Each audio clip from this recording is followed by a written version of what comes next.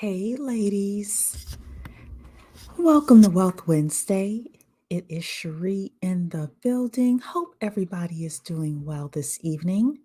If you are listening to the replay of this, please put replay in the comment section. That way, YouTube can know that you like this video. Also, don't forget to like the video. And we are definitely going to have a conversation tonight about Richie Rich, Swaggy Swag, and how so many people are investing um, in real estate, quote unquote, gurus, and unfortunately people are having their money taken away from them. So I'm going to talk about a few things this evening as we have our conversation. First thing is I'm going to bring up some good news with the fact that people who are buying their own properties and who are homeowners are 40 times wealthier than people who are not homeowners.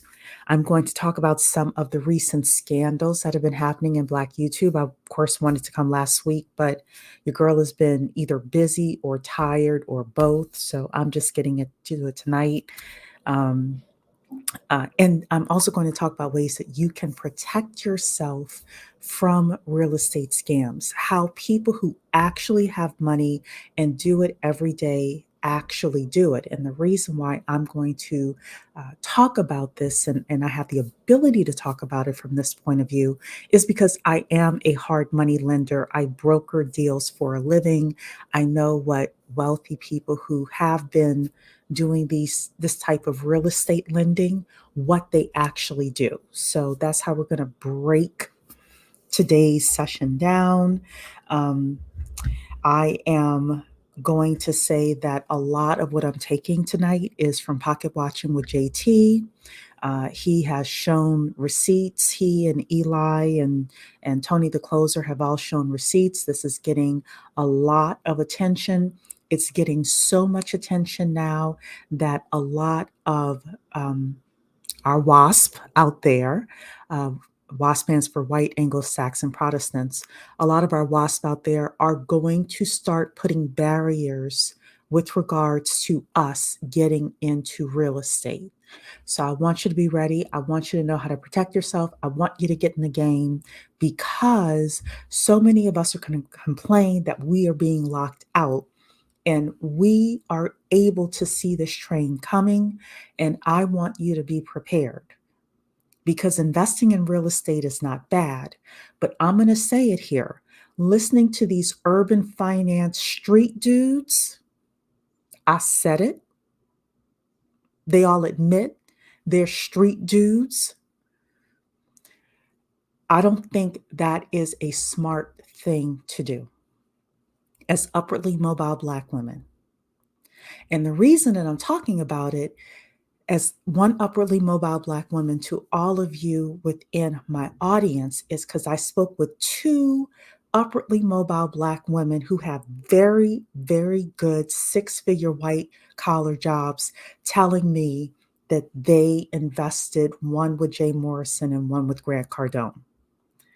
So I know that there are some of us that are investing. And I was like, you did? You fell for that? So it was important for me because I normally wouldn't have done a conversation like this, but it was important for me to come and say, okay, if you're thinking about doing it, especially shout out to all of my new subscribers. A lot of people came from Cerebral's channel, so thank you so much for being here. For my new subscribers, this is how we roll within Black Women Making Money. We are the home of the upwardly mobile Black woman. We raise nepo babies. We try to get married before having children. We marry upwardly mobile men of any race. And we don't allow ourselves to get suckered as much as possible by scammers. And if you do get caught up in a real estate scam, I want you to have the paperwork you need in order to get your money back. All right. So there are so many of you in here tonight. Thank you so much for being here. We have Shar in the building saying, yes, if you're not signed up for our email list, please sign up, bwmakingmoney.com. Every Wednesday, we release exclusive content, but you have to be signed up. You have to sign up for the email list. And also once a month, we have a special session we do behind the paywall, except there is no pay. There's just a wall. And we talk about all things finance there. But the only way you can get the special invites is if you are on the email list. So Shar is saying greetings. Rose is in the building. Yeah, that EYL, Earn Your Leisure, between them and the Breakfast Club. So here's the thing, Rose. And I'm just going to say what I have to say this evening about these things. I'm not taking financial advice from the Breakfast Club. I laugh, I kiki. First of all, I've rarely listened to the Breakfast Club, but no, I'm not taking financial advice from the Breakfast Club. With regards to Earn Your Leisure, I've only listened to a couple of their podcasts. I understand the appeal of Earn Your Leisure because, let's be real, you got two handsome black men, and yeah, I'm not a divester, but I'm divester adjacent, right? But I get it. I get the appeal. They're two handsome black men, tall, they're teaching you about finance. They have all of these people come on, but like I said, I don't really listen to them, but the more I'm hearing, the more I'm like, oh, wow, I didn't know all of that was going on. And they have a huge following. And now they have Steve Harvey and they've got Tyler Perry and they've got all of these celebrities involved with what they're doing. They're involved with BET. So, yeah. Yeah. And people that they bring on are being, wink, wink, nod. These are great people for you to follow. And some of the people are giving out horrible advice. And I thought the EYL guys were financial advisors. Maybe they're not. I thought they were licensed. But yeah, some of the stuff I'm hearing is just crazy, Rose. Just Being Nosy is saying hello, hello. Rose is saying that's who I've been listening to also, JT. Yeah. And I will say this about JT. Even with JT and Eli and Tony the Closer, the truth is I knew who Eli was from my crypto days, and I like him.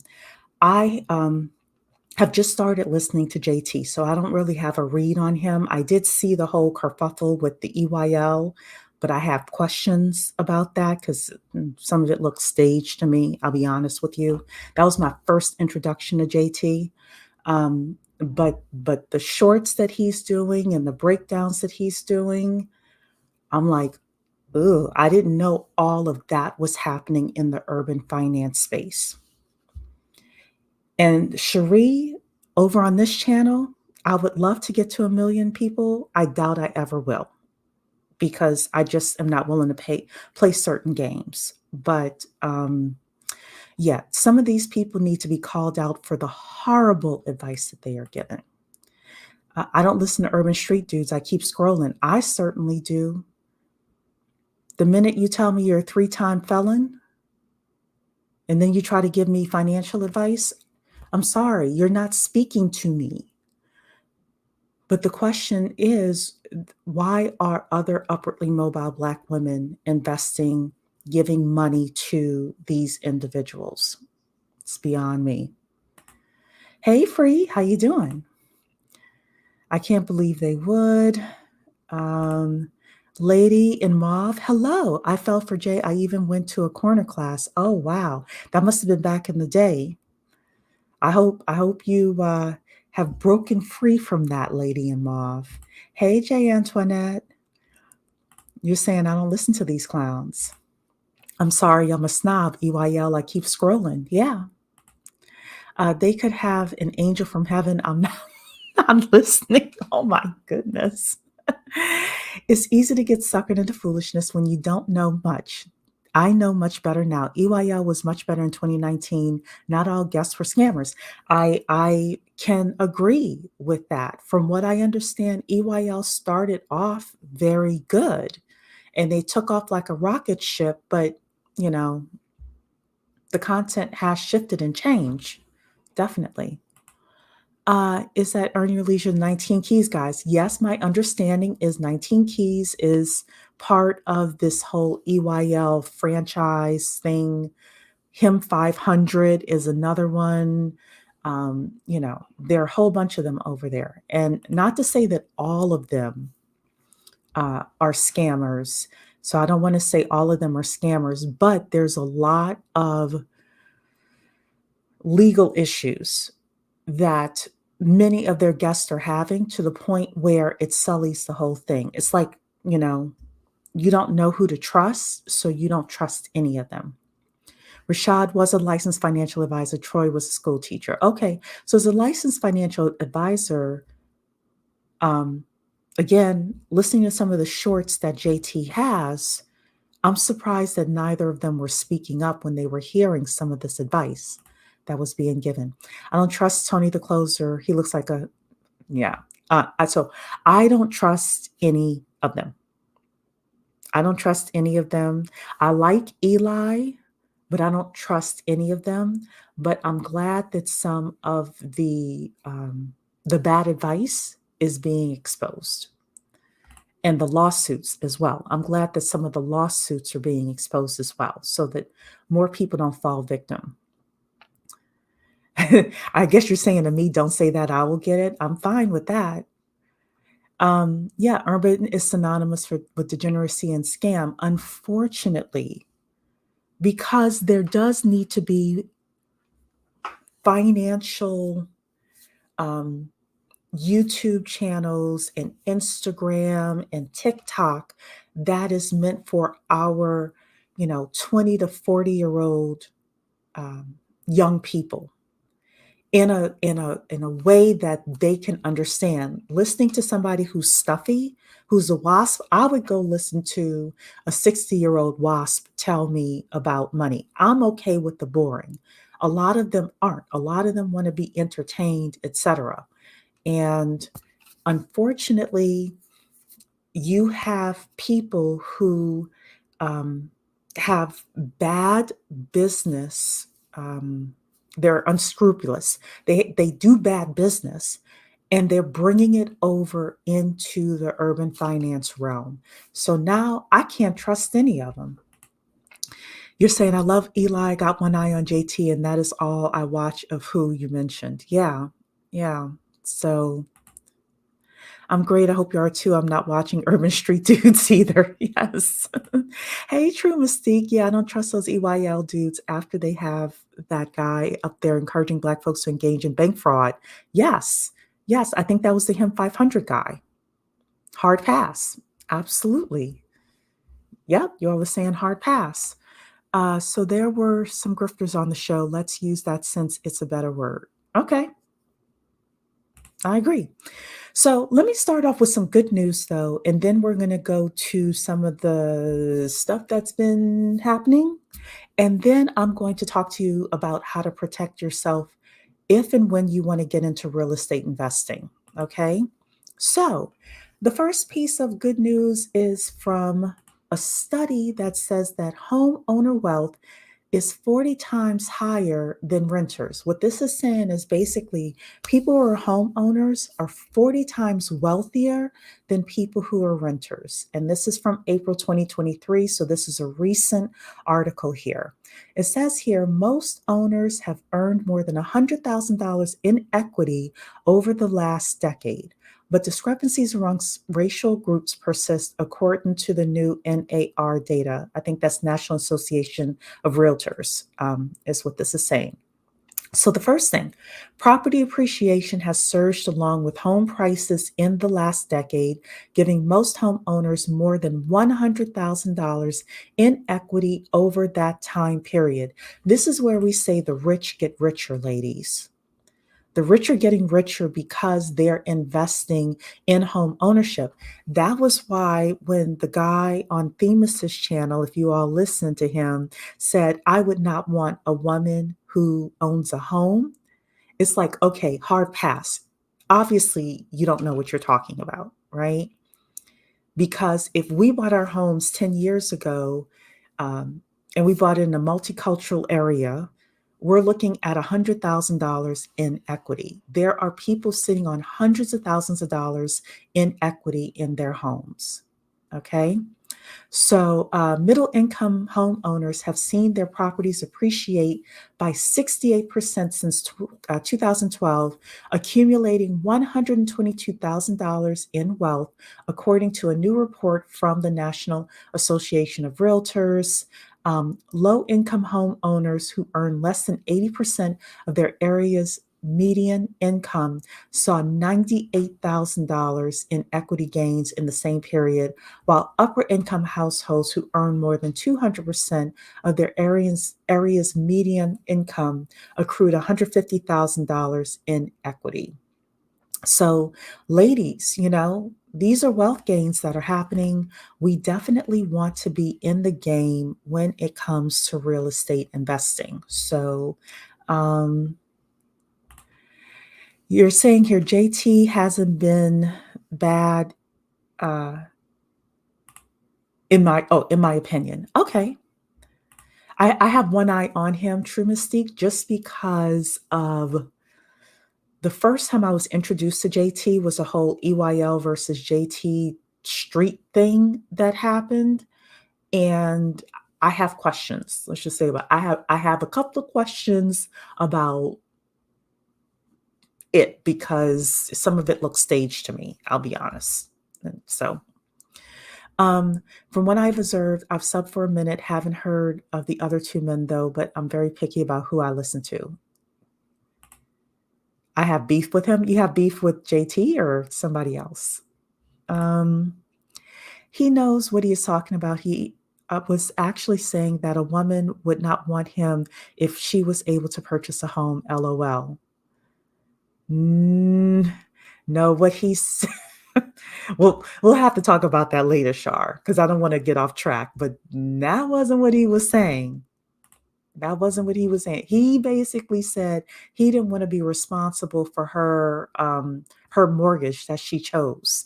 So we need to research and read for ourselves. The information is out there for free, and let's not be afraid to spend money and speak to a lawyer. I'm so glad you said that because that's going to be one of the things that I am going to say when we talk about when you want to invest in real estate, some of the things that you want to do.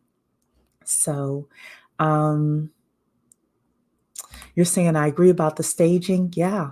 Yeah. Like I have questions. So understood I don't blame the skepticism. Yeah, and we're a loving community over here, True Mystique. You've been down with me for a while. So you know how I am. Like everybody can disagree around here as long as it's in respectful manner. So yeah, like I said, I have questions.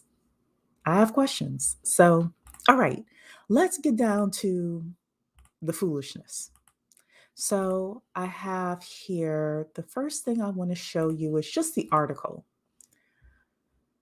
The first article we have here is about DJ Envy. If you don't recognize DJ Envy, he is from the Breakfast Club. And the Breakfast Club is, of course, with Charlamagne the God.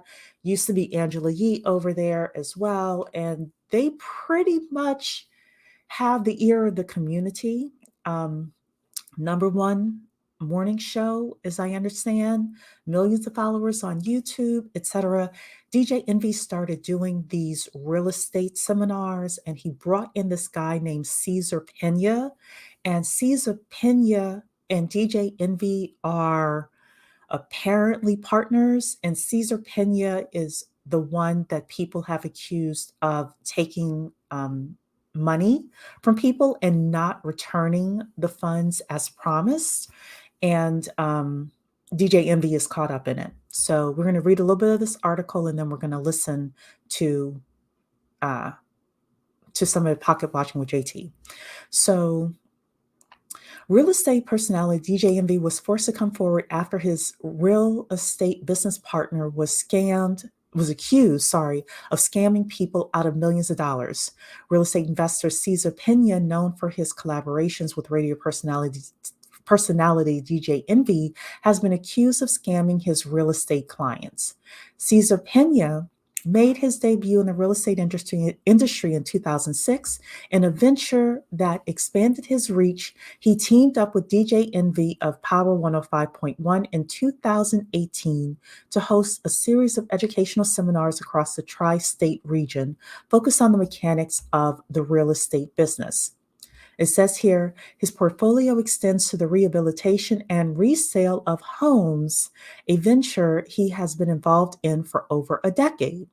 In addition, Pena's real estate presence is strongly felt in Paterson, New Jersey, where he reportedly holds more than 1,000 rental properties.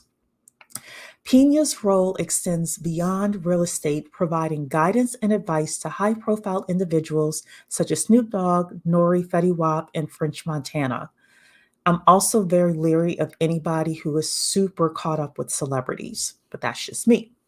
It says here, despite his accomplishments, Pena is presently under scrutiny. There are allegations against him of financial mismanagement involving his clients' funds, casting a shadow over his otherwise notable trajectory in the real estate business. For the last week, dozens of scorned clients, dozens, plural, that means more than 24, ladies.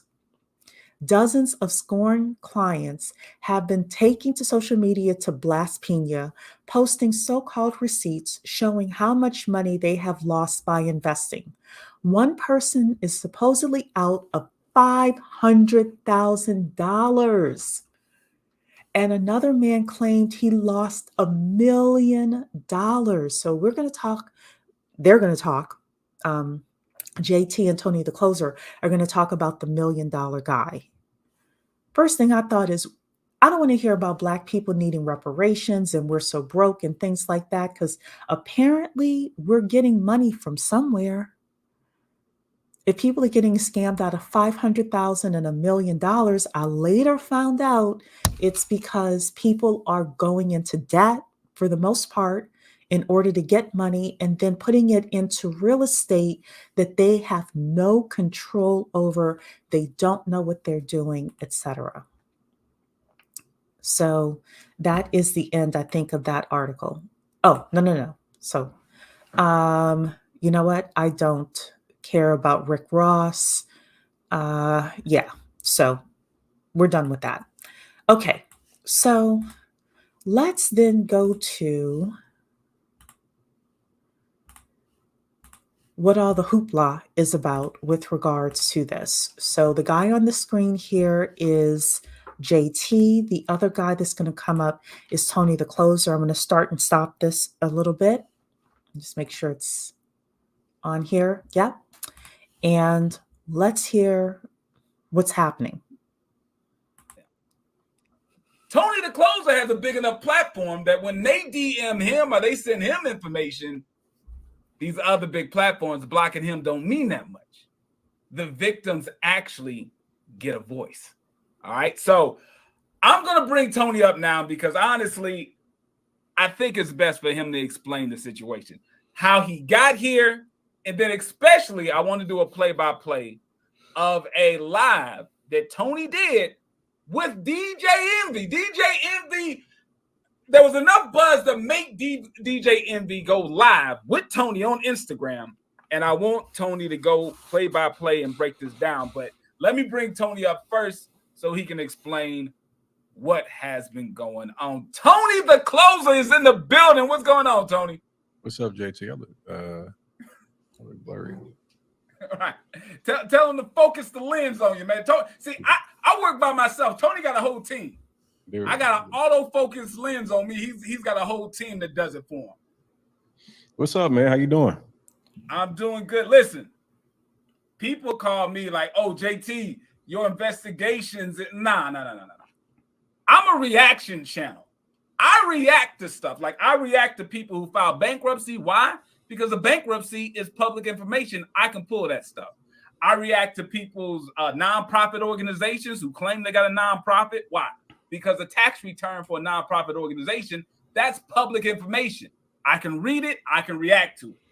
You're doing full-on American greed investigations with victims or people who claim to be victims of scams. So I got to hear about it. Okay, I saw somebody here who said, this is Lady in Mauve. So I want to go through both of your comments here. So you said, so I went to a seminar in 2019. Caesar showed his paperwork to us. He doesn't know how to keep money. He'll get a check and immediately buy real estate. He doesn't keep liquid cash. Lady in Mauve, that is a problem. That is a lack of financial responsibility. If he is selling one property and getting into another one without making the investor of the property that he's just sold whole, that is a problem. It might be nice that he's going from one property to another. If he has 1,000 rental properties, it should be no sweat off of him to either, you know, sell one or two of the properties in order to make people whole, or, tap into the equity or something like that. You also said here, if someone wants money from Caesar, they'll have to wait for him to sell a property or two. And of course, you're laughing. Here's the thing. If I give you money to invest in 1234 Main Street and you sell 1234 Main Street, I expect my money back from 1234 Main Street. I shouldn't have to wait for you to sell a property or two, or the next property, the third property, or the fourth property.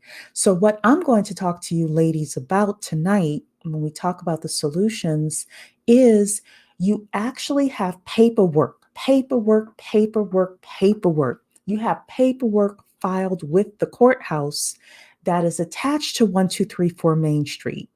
And if Caesar says he's going to pay you by June 1st, 2023, you have it in your paperwork that says if Caesar doesn't give you the money by June 15th, 2023, you have the right to start foreclosure proceedings. That's how you handle that. That's how you handle that. But so many of us are not talking to enough WASP. We don't have enough multicultural networks in real estate to know what the best habits are and the way that people usually set these things up. So we're going to go over that tonight. But let's go through a little bit more of what Tony the Closer is saying. And yes, you're right, True Mistake. The guy did, with the $1 million, did get the money from a medical malpractice suit. Yes, he did. How do we get from big business, Greg, big business, whatever, to Caesar of flipping NJ? How did that even happen? Man, I appreciate you bringing me back on your show, first and foremost. I'd like to say hello to Jovi in the comments. I see Jovi just said, Tony the Closer, another scammer. Just to address you, just like with anything else, if you can bring information that provides, it says that I've scammed somebody, I'll gladly address it. But until you do that, anything that you're saying right now is slander and defamation. So be careful what you say on these streets, because I'm gonna start holding you guys accountable for the shit that comes out your mouth. Now, basically what's been happening in the last couple of weeks is I've obviously been talking about big business and what's been happening with that entire huge Ponzi scheme that's been going on with his investors. Mm-hmm.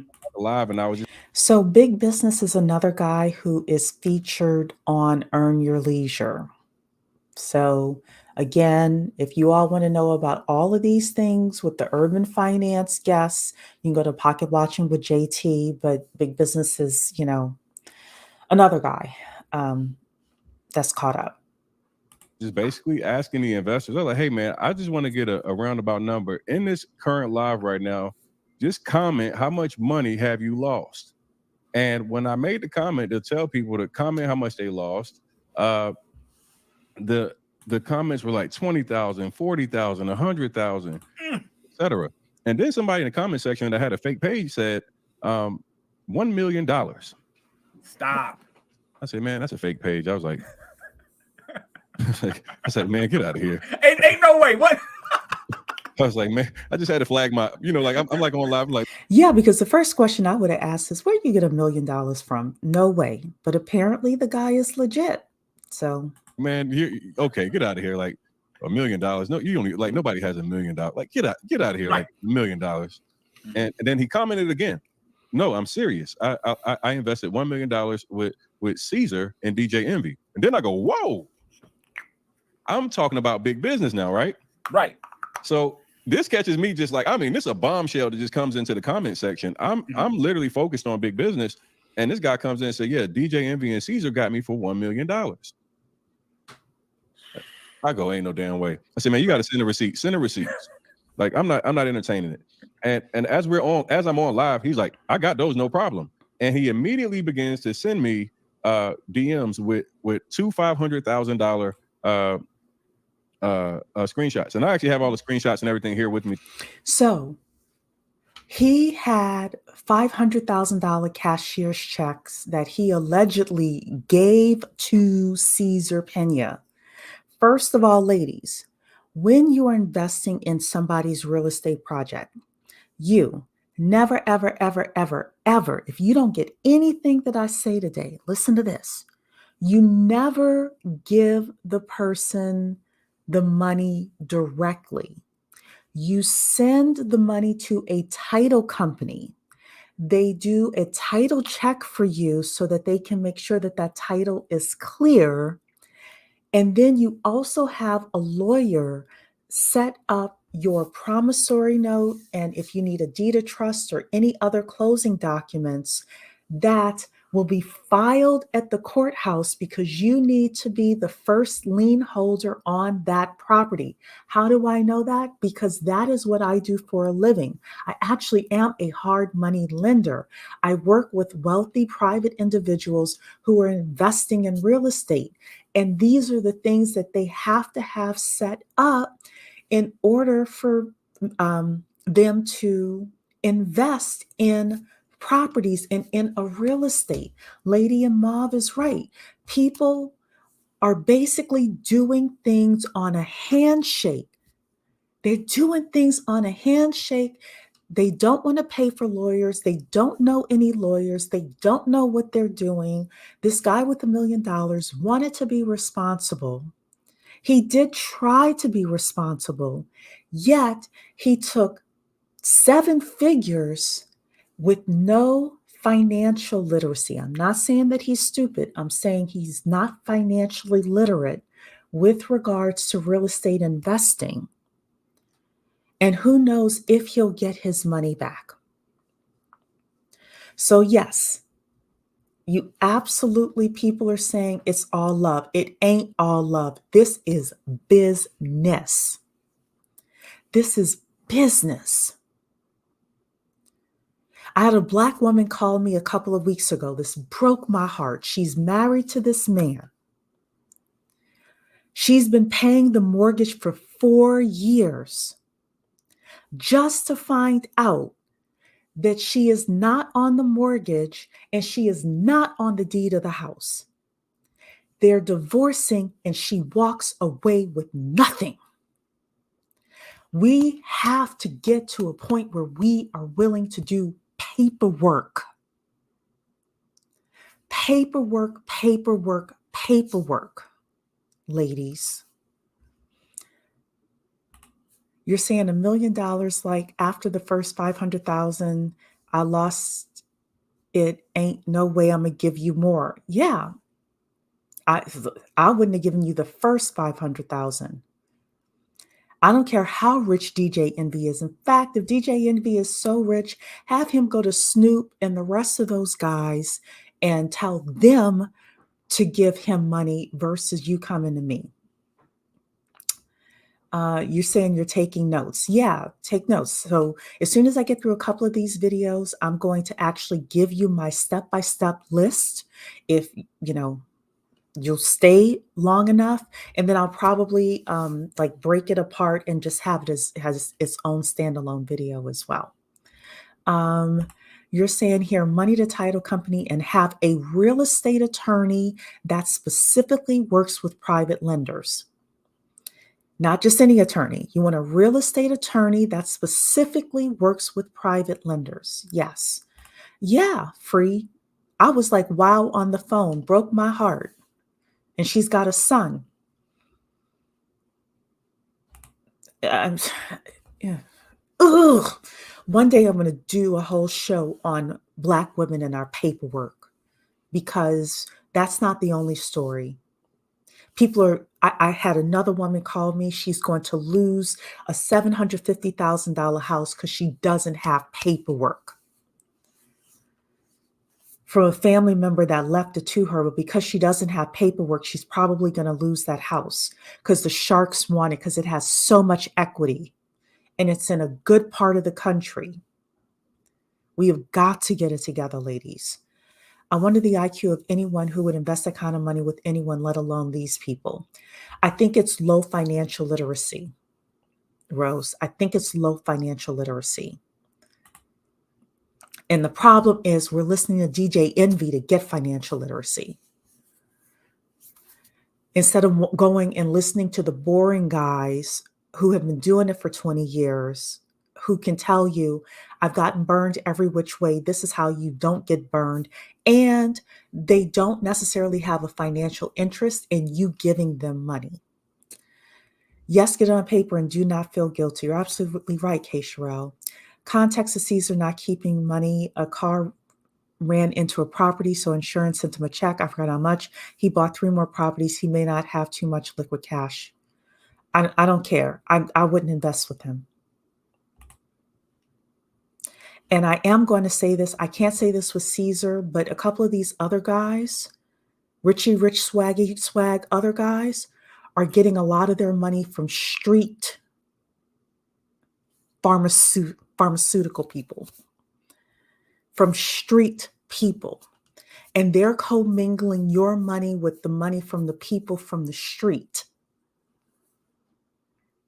JT and Tony and Eli talk about this, the fact that they admit these things, or these things are alleged. You think I'm going to commingle my stuff so that the feds can see, oh, they got money from this person, and Cherie? I'm asking you ladies to think and be cautious and careful about who you are investing in. In my hard money company that I run, that I manage, we actually do credit checks on everybody that gets funds from us, because we want to know what kind of credit problems they have, what kind of money problems they have, et cetera, et cetera. You're right, Rose. Look at everything. I guess because living in Nigeria where scamming is order of the day, you're extremely cautious, and you should be. You should be. And don't trust the white guys either. Like, vet everybody. Vet everybody. You were trying not to say anything. Well, you did. Well, you did. So let's continue listening to this here today. So I think we can make this today. I would like to be able to share my screen a little bit, and yeah, absolutely, and show you guys some of this stuff, because I was, when you start hearing these numbers, like, you just immediately, for me, I'm like, I'm calling BS. I'm like, man, there's no, like, who in the heck got this type of money first and foremost? And there's no way you would have gotten for that much money. Right. I mean, when we talk about $1 million, when you have $1 million to invest with someone, you feel like you've been swindled, defrauded, whatever. Most likely, you don't think that person needs Tony the Closer to help broadcast the scam. You had $1 million. You should be able to hold a press conference. You should be able to do something to bring some heat. But I think people underestimate the power of social media. So 100% correct. And even more important than that, a lot of this stuff happens because people are completely embarrassed to even be in a position. And I would agree with that. A lot of people are embarrassed. They just tuck their tail, walk away until one person comes forward. And then next thing you know, the next person, then it's a watershed. But I'll specifically talk about Jay Morrison, because these other guys I didn't know. Like, I didn't know before JT. Well, obviously I knew DJ Envy, but I didn't know he was accepting money. But with the Jay Morrison, I looked at 2 things and I was like, pass. I saw the picture he had where they were in the mansion and they all had their ball gowns on and they're like, come invest in our fund. And I had heard his bio. I was like, pass, pass. And we can't be afraid or embarrassed to do that. As upwardly mobile Black women, we can't be.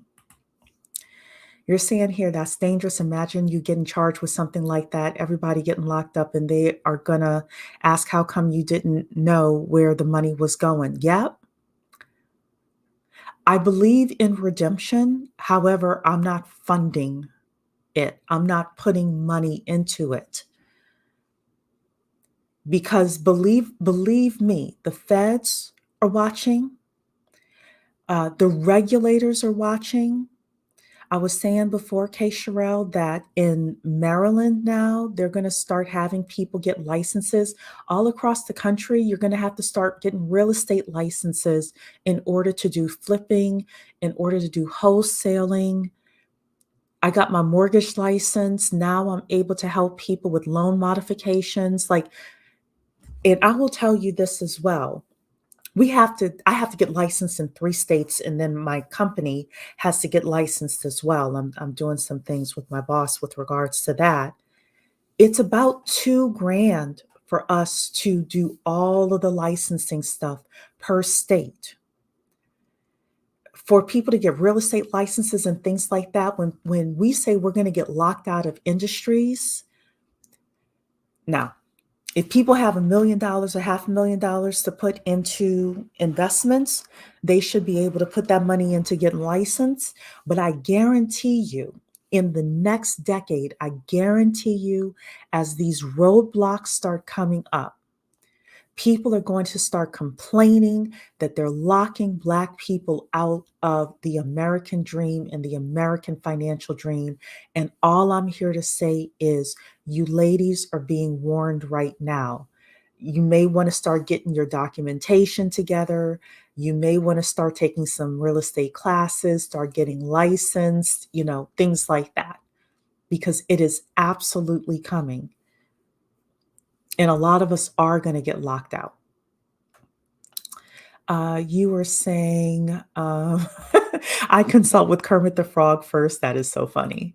You're saying, by no means am I saying to invest with anyone. It took me twice to learn the hard way. That was hard enough for me. I wish I was at 0.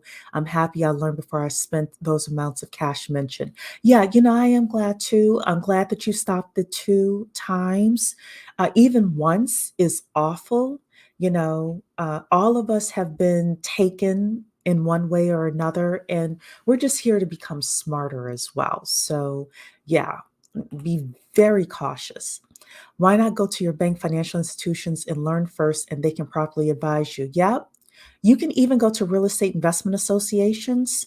Now, there are some you go to where they just teach, and then there are others you go to where they are trying to sell you into programs, into $5,000 programs every time you walk through the door. I do not go to the ones that every time I walk through the door, they've got some guy at the front saying, here's my $5,000 program on learning how to do lease options. But there are others, my boss runs one, where you walk in and all they do is teach you, and it's free to go. They don't have people up there asking you, for money to get into programs or things like that. People are super helpful. They help you with any kind of deals you're doing. And I think it's great. That's one of the reasons why I joined this company. So if you all want to know what it is, I'll show you the website, or I'll put it into the chat for you ladies, and you all can go and check it out. Don't be surprised if YouTube requires licensing to give advice on this platform. I wouldn't be surprised. Yeah, absolutely, Kay Sherelle. I was going to ask if that's going to seem like a roadblock too. Yeah, absolutely. Absolutely, it's going to be a roadblock. Here's the interesting thing, Free. You're asking, is it difficult to pass the real estate exam? So I haven't taken the real estate exam. I took the mortgage licensing exam. 56% of people pass the exam the first time they take it, which means that 44% of people fail it. Okay. if you don't study, then it's difficult. If you don't know how to read for reading comprehension, then it's difficult. There is a lot of memorization that has to happen. I don't know much about the real estate exam itself, but yeah, like if you're not prepared, you will fail. If you're not prepared, you will fail. Also, with the mortgage licensing, the class itself was 20 hours. I had to be in front of my computer for the entire time. It was from 11 a.m. to like 6 or 7 p.m. every day. Literally, we had two 10-minute breaks and a 30-minute lunch. You had to be on your computer. You couldn't be doing other things like texting or talking on the phone or things like that. So honestly, that 20 hours was more stressful, well, was as stressful as the exam. So it's not just taking the exam, it's like the stress of preparation as well. And if you work two jobs, if you have kids and all sorts of other responsibilities, it's going to be harder for you to actually get into those classes and get ahead. So you're saying YouTube can do it, but that's easy to get around. That's not financial advice. Everyone says it now. That's why they haven't gotten sued. Yeah, YouTube won't get sued, but they can censor your content, just like they censored the election content. So I think that was all that I wanted to show with regards to that first thing there. So let's take a look then at, actually, I am going to show this one here. This is this guy, Big Business. I never heard of the guy before JT talked about him. However, let's take a look at what he said. So I'm sorry. This guy on the screen right now is Eli of What Happened to Common Sense. I do like Eli. So if if you don't or whatever, you can definitely have your own opinion. I do happen to like him and I am subscribed to him. Let's watch. With that stamp is he can go run ads and target millions of people on average person's eyes that's viewing that. That is a stamp of approval. So what he's talking about is being on Earn Your Leisure is a stamp of approval. The average person watching Earn Your Leisure and sees that a person is on Earn Your Leisure and they seem to be credible, that's a stamp of approval in our community. So let's keep listening. What Big Business can do with that stamp is he can go run ads and target millions of people on TikTok, on Instagram. And because he has the stamp of EYL, people look at that and go, he's legitimate.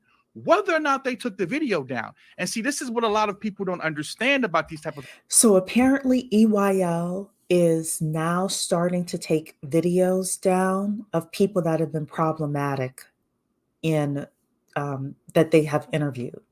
So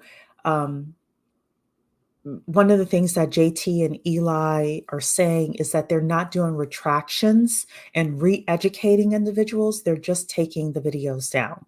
So I don't have any proof of it because I don't watch EYL like that. So I don't know, but this is what they're saying.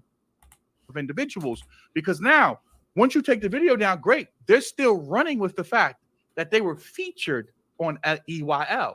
It's the same thing with going on the Breakfast Club, right? So now when I see the fact that the interview was taken down, that's a huge red flag to me, because why would you take the interview down unless you knew something or you felt something about this person's business practices? Now, that right there, that blue wall, very, very, very much so, looks like the blue wall that used to be behind Rashad and Troy.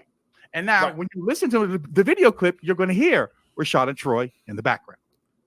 All right, here we go. Let me unmute and then play. My whole first check, just my houses. I looked up, I was 28 years old, making about $150,000, $200,000 a month, straight flipping houses. So it was no reason for me to be in the streets no more. The minute he said there was no reason for him to be in the streets anymore, hard pass for me. Also, people bragging about making $150,000, $200,000 a month.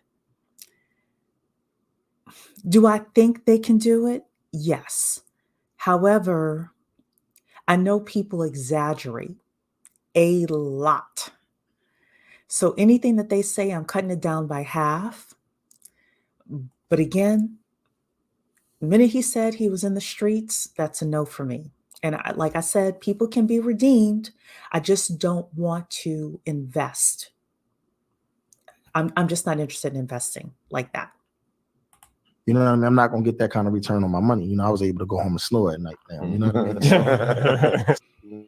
Once I saw it work, I spent my whole first check just buying houses, and I was selling. I looked up. I was 28 years old, making about $150,000, $200,000 a month, straight flipping houses. So it was no reason for me to be in the streets no more. You know what I mean? I'm not gonna get that kind of return on my money. You know, I had to go home and snore at night now. You know what I mean? Okay, and the person underneath, like Big Business said, whatever he said, the person underneath said, facts, no reason to risk your life in the streets no more once you see how it works. And then Uncle Trap says, people get out the streets, respect the blueprint. So EYL, in my opinion, this is just Cherie's opinion, EYL with these types of individuals may also be attracting a certain type of clientele, a certain type of listener, etc. So, yeah. I hear from JT. JT had mentioned that 80% of EYL's content is good, 20% is, questionable. The question is, do you know the 20% versus the 80%? So anyway, I think that is interesting what he is saying. Again, the minute he said he was in the streets, I would have been hard pass for me. So you're saying here, thanks for answering. It really sounds worth it. Congrats on getting your mortgage license. Thank you. Kay is in the building. Hello, Coach Kay. Wow, I think I recently subscribed to EYL. Yeah, look, I'm not telling you to listen to them or not listen to them. I'm saying keep your eyes and your ears open. That's it. Let's see here. Yes, they should do a retraction and re-educate people. That's how you grow as a business and correct. Yeah, I agree with that. Let's see here. Yes, everybody, please sign up for exclusive content. It's free, bwmakingmoney.com.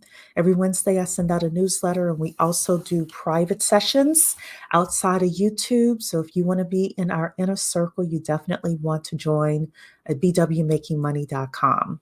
No cost. You're saying here they started removing videos in 2021 without any explanation. JM was one of the first and a married couple tax business. Oh, is that Dana Chanel chick? I also heard about her as well. Show me your associates and I will tell you who you are. Yeah. So thank you so much. Thank you for the congrats. Yeah. All right. The final person that we're going to watch is the guy who started it all, Jay Morrison. So I want to start off by reading his bio here. So this is his website. This is official website. Again, he says a little about me. First of all, I get the appeal if you like him. He's not the kind of guy I would be attracted to, but a lot of women like the smile, he's handsome, blah, blah, blah. It doesn't work on me. He's not my type of guy. But anyway, it says here, Jay Morrison, also known as Mr. Real Estate, is a real estate investor, realtor, TV personality, entrepreneur, social activist, and CEO, and founder of the Jay Morrison brand and Jay Morrison Academy.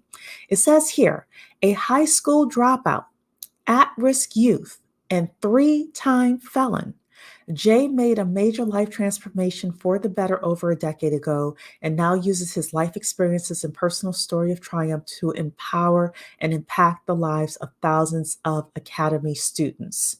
Again, it is great that he turned his life around. But when it comes to asking us for our money to fund a real estate deal, I think that we should be cautious and careful. I didn't do it. I was around when Jay Morrison was raising money for the first Tulsa real estate fund. I was like, nope, that's not the type of thing that I want to get into. I had never seen this video before. This is the whole wake up video and how most people were introduced to Jay Morrison. It would have been a hard pass for me, but let's take a look at it here so you can see what so many people were captivated by. Collection of history in the making during a So first of all, whenever they start using Martin and Malcolm, I'm like, oh, B1, you know, all of these terms with regards to doing it for the culture and all of that, hard pass. Hard pass. I used to even be in that. Not anymore. Absolutely not. generation. Wake up! Now to my video. The message I got for us is, at some point, like I grew up, like I figured out, like I'm a guy with 3 felonies in 3 different states, no college education, but I made my first million legally by 28. I'm crushing the industry that I'm in right now. Like I'm that guy, and I want to give game to our culture. Like I want all of us to win. Like we all black people, right? We on the same team. Like it's team us to me, right? It's not no racist shit. This is like for real though. Like the Jewish people, like they might love everybody, but I'm sure they love their culture a little more. Just like Italians and everybody else. Like I love black people a lot. I want to see us win. We fucking up right now. Like we losing. That's enough of that. Ugh. Oh boy. I don't know what to say. I really don't. Let's see what you all are saying here. Yes, that was her. Oh, about the Dana Chanel. Yeah, EYL has always appealed to a deeply urban market. Nothing wrong with that. The issue comes in. Yeah, it does. It comes in when the people in that market typically do not read. They also, in my opinion, Lady and Mauve, they don't read. They don't have multicultural networks. They don't use their resources in order to network with people who have the information that we don't have. So it would be different if you said, you know what, I am in urban market, but I'm going to go connect with these Jewish individuals and figure out what they're doing so that I can really learn from them, learning from the source, right? Or these white individuals over here, or these women over here who have been doing it for 15 years. One of my newest mentors is a woman who's been rehabbing houses for 20 years. If I decide to get into rehabbing, which I don't think I will, but if I ever do, I'm going to her. Because she's going to tell me, okay, Cherie, do this, don't do that. You're going to lose money if you do that. Use this contractor, etc. Yeah, it's clown. Yeah, King J. Not you. 3-time felon. No. I would take Jonathan Majors before I take him. At least his body is diesel. I'm not taking Jonathan Majors either. No. Run for your life. Yes, Rose. He looks like a red flag to me. Yo, you dick.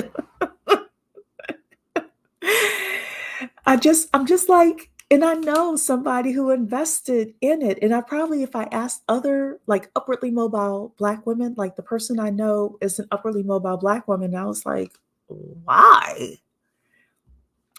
And she was like, well, I just thought that he might pull it out. He might do it. I was like, oh, okay. You're saying let's not take any of them. Me too, nothing but side eye when I see a Black History quote and someone screaming, wake up, like school days. Absolutely.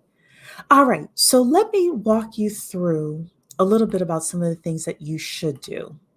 And I'm going to share my screen here. Just give me a second. Let me find the right thing. Oh, of course, I have it in a couple of different places. Here we go. This is what I'm looking for. Okay, so one of the things that's coming, and we've talked about this already, is that you may not be able to participate in the next few years without a license. A lot of different states are getting tired, and as soon as a lot of Black people start losing their money in droves and a lot of issues start coming, the Securities and Exchange Commission is going to get involved. These other licensing agencies are going to get involved. And a lot of us are not going to be able to participate without some sort of license. There was a time back in the 1920s when a lot of people were getting scammed, and they were called the federal government did something called the Blue Sky Laws, and the Blue Sky Laws were like people were selling basically blue sky. They were selling air. They were selling nothing, and so many people were getting scammed that the government clamped down on what people could or could not do. And then over time, a lot of the restrictions started getting lifted. And then we had 2008 and they clamped down again. And now a lot of restrictions are starting to get lifted. They're going to start clamping down again.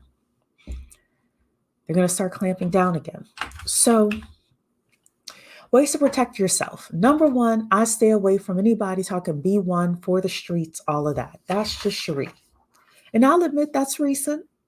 It's recent, but I was never investing with anyone for the streets. Let's just say that. But the B1 thing is recent for me. I'm honest, right? Number two, be ready to build your portfolio for about 10 years. It's going to take you time to build a good real estate portfolio. So many of us want to do it super fast. We want it now. We heard from somebody who said on a podcast that you could flip this money and double it in 30 days and 60 days and 90 days. Typically, that does not happen. Or if it does happen, it's usually a person who's been in business 10 years, 8 years, 12 years, and they just so happen to have that one deal that fell in their lap. But if you listen to their story closely, they were doing a lot of little deals, a lot of little deals, a lot of little deals. And then all of a sudden, the one big deal fell into their lap. Number three, start going to your local real estate investment association. Go for at least 6 to 12 months. Don't buy anything. Don't do anything. Just go, watch, and learn. Cherie, what am I watching for? What am I learning? You're watching for who you can trust, and you are learning what to do when you get a property that comes to you. Again, you're watching who you can trust, and you're learning what you need to do when that property comes to you. And that takes time. It takes patience. It takes us using our women's intuition and our street smarts and our book smarts in order to start separating the wheat from the chaff. That's number three. Number four, there's a podcast called Bigger Pockets. I suggest you start watching Bigger Pockets. Again, just watch and learn for about 6 to 12 months. Number five, when doing business with someone, ask yourself, how does this person make money? And do they make money if I'm not successful? If a person makes money in spite of my success or being unsuccessful in real estate, I try not to do business with them. So you're saying here, no thanks. I'd rather hear Robert Kiyosaki, the mogul who wrote Rich Dad, Poor Dad, or someone like that. Yep. I know Robert Kiyosaki gets a bad rep. I happen to like the cash flow quadrant. And I think overall what he says about real estate investing is right. So they won't be able to get licensed, money, felonies, bad check writing, back child support. Huh. You said it, Shar. It was mentioned in 2020 that people would need real estate licenses. It's only a matter of time. Let the government finish rounding the PPP loan people first. Then it's going to be the real estate gurus. Yep. And they're going to come to the Black community first. We're going to be crying racism, all of that. All I'm suggesting to you, ladies, is stay out of it all. Stay out of it. So, there are a couple of ways you can be a real estate investor. You can do things for like active income, that's like wholesaling or bird dogging, or fix and flip. Fix and flip is basically you buy a property, you fix it up, you renovate it, and then you sell it, usually within a year. But most of the time, people will sell within 3 to 6 months. So you can do that. You can also invest for passive income or cash flow. That's your long-term rentals, your short-term rentals, your midterm rentals. What's a midterm rental? It is like investing in student housing. Some people invest in housing that truckers sleep in or travel nurses, etc. So those are midterm rentals. Or you could do something called private lending, which I'm really going to delve into right now. In my opinion, as a real estate investor, you probably want to do both. If real estate is going to be your business, you probably want to do both. Some things you'll do for active income, some things you'll do for passive income. Over time, and I was listening to Bigger Pockets this morning, actually, on the treadmill. And one of the things they said is think about buying a house today or buying 10 houses, one house every year for the next 10 years. And don't try to squeeze as much money out of that house today, but think about it with regards to when you retire. So let's say you're 35 now and you buy 10 houses between 35 and 45, and then you pay off those houses by age 60. You could literally have $10,000 to $15,000 a month in free cash flow coming in for your retirement. So you want to think and consider your business strategy and your business plan based on that. So again, the Bigger Pockets podcast is another great place, or a great place for you to get information. So you're saying here, another tip, please watch out for people selling lifestyle. Whew. Yes, thank you.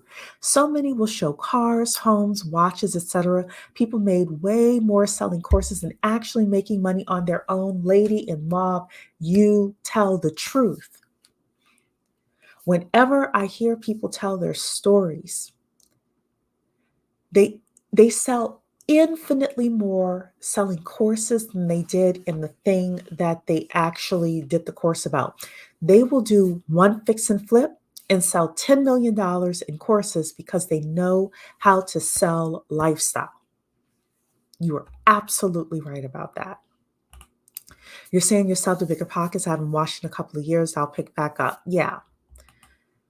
Definitely suggest that if you're getting more into real estate, because one thing that Bigger Pockets does is they will keep you up to date with what's happening in the market today in different areas of the country as well. So, yeah.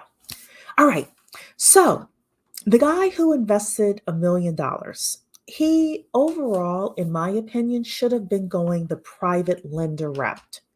And when it comes to the private lender route, I'm going to give you the ways that my company does it and people who are experts do it so that you can at least protect yourself from the scammers. Okay.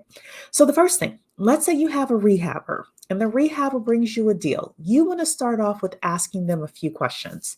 The first is, what's the address of the property? Second, is the property under contract?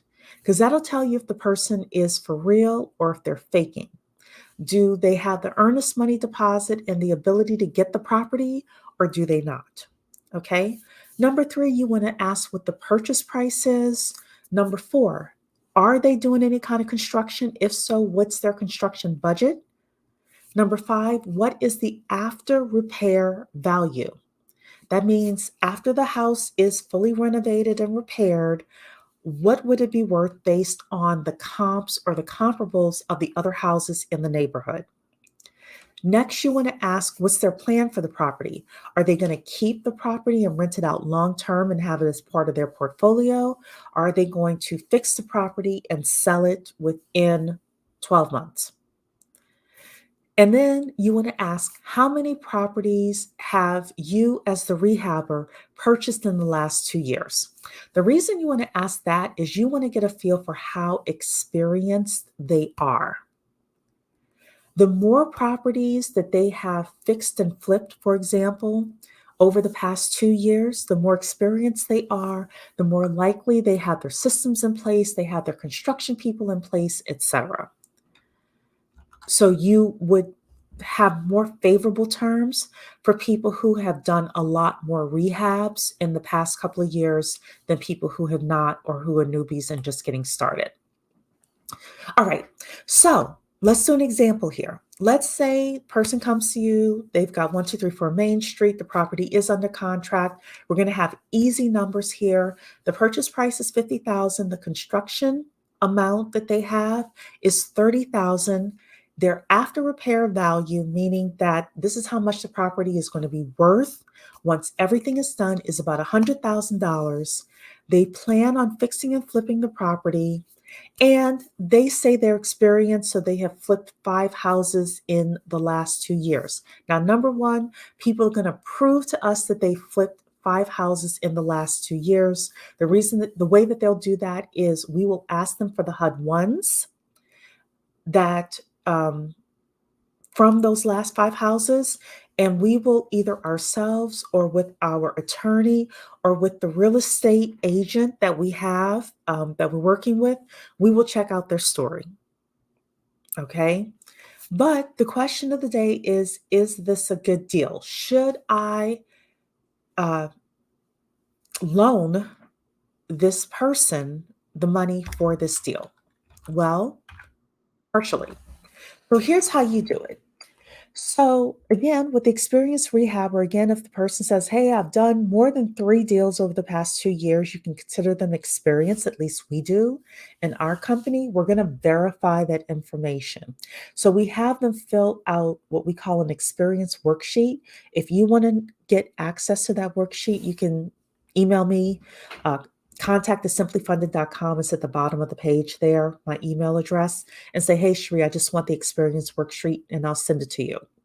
But we're also going to ask for the HUD-1s, or we're going to have our real estate agents kind of check, because they're able to check and see the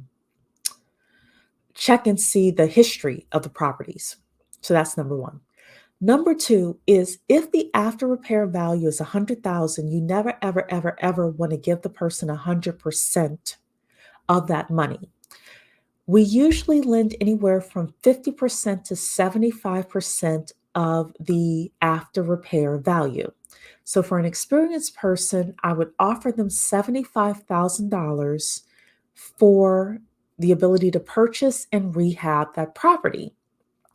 And I've got to be in a first lien position, meaning that just like if they were to get money from Bank of America or someplace else, Wells Fargo, etc., Bank of America, for example, would put a lien on the property. If you are a homeowner today and you still owe a mortgage, there's a lien on your property. You want to put a lien on the property that you are funding, and there is a way to do that. So hold on, I'll tell you how to do that. The final thing is, anything over $75,000, they must bring to the closing table. Must. So let's take a look at our example again.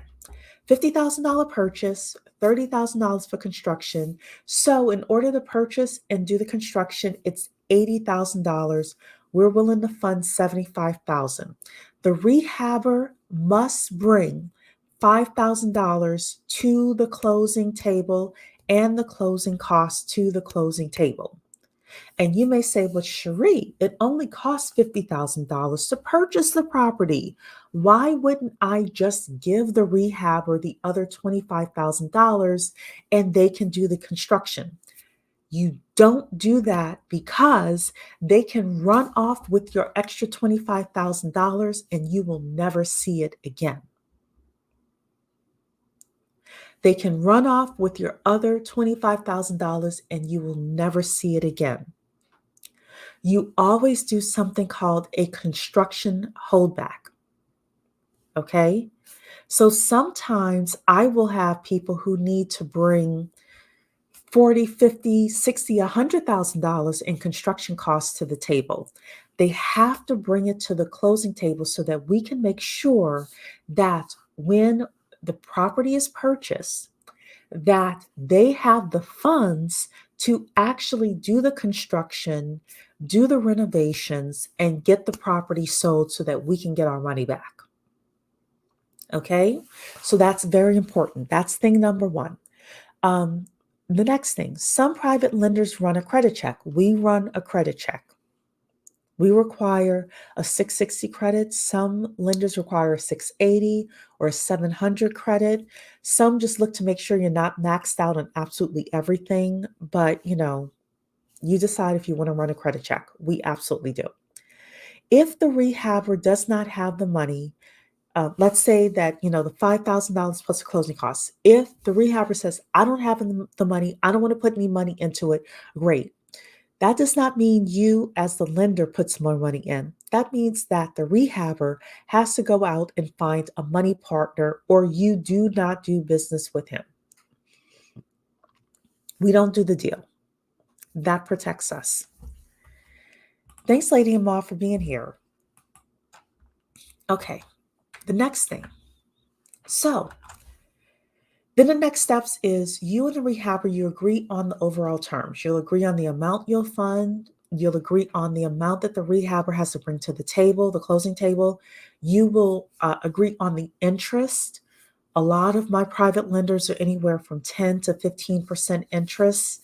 Most of them are good with 10% when they're working with me, but I've seen others quoting 12%. So you agree when the payments will be made. Is this going to be an interest-only loan? Most of my people are doing interest-only loans, meaning that the rehabber pays interest every single month, and then they owe a balloon payment in 12 months. So they owe the principal of $100,000 or $75,000, sorry, in 12 months, but they only pay the interest every single month. And you're also potentially going to agree on points as well. What's a point? A point is if somebody says 1 point, it means 1% of the loan amount. So for a $75,000 loan, 1% is $750. Lenders will use points in order to pay for the attorney or just in order to have some cash that's brought to the closing table, just so they can have a little bit of a cushion. So you can decide if you want to have points. You request a copy of the purchase contract and a construction scope of services along with the price quote. Okay? So again, when you are working with the rehabber, they need to provide you with the purchase contract that's signed, and they also need to give you something called a construction scope of services, and it'll have the price on it for if the roof needs to be done, if the walls are going to be painted, etc. The next thing, you ask the rehabber what title company they are using, because you never, ever, ever, ever, ever wire the funds directly to the rehabber. Never do it. You have no protection like that. You want to send your money to the title company because they're going to run a title search. They're going to give you title insurance. They're going to file the paperwork with the courts to make sure that you are protected as the first lien position. Next, some private lenders charge upfront fee of $300 to $500 to have an independent realtor run comps. They go to another construction person in order to review that construction scope of services, make sure that the budget looks good, and they'll also use that money sometimes to retain counsel as well. So you want to think about that. Next, ask a realtor who has no skin in the game whether or not not the property closes or not, ask them for comps. A lot of realtors can do comps in an hour, so they may take $50 or $75 in order to run comps for you and go over them with you. But I would suggest you do that to make sure that when the rehabber says that this property is going to be worth $100,000, that it's actually proven it's going to be worth $100,000. Okay. The next thing, ask a construction professional to go to the house, review the construction scope of services, and confirm that there is a sufficient budget. That's going to protect you as well. If the rehabber says it's only going to take us $20,000 in order to do construction, and your person goes out and says, no, this is a $40,000 job, you're going to have to adjust. You're going to have to adjust, okay? Next, hire a real estate lawyer who works with private lenders to draft a promissory note and any other closing documents that they are legally required to provide. How do you find a real estate lawyer? Best place is your local real estate investment association. That's why I said go there for 6 to 12 months and just watch people look, start asking questions, start asking for team members, etc.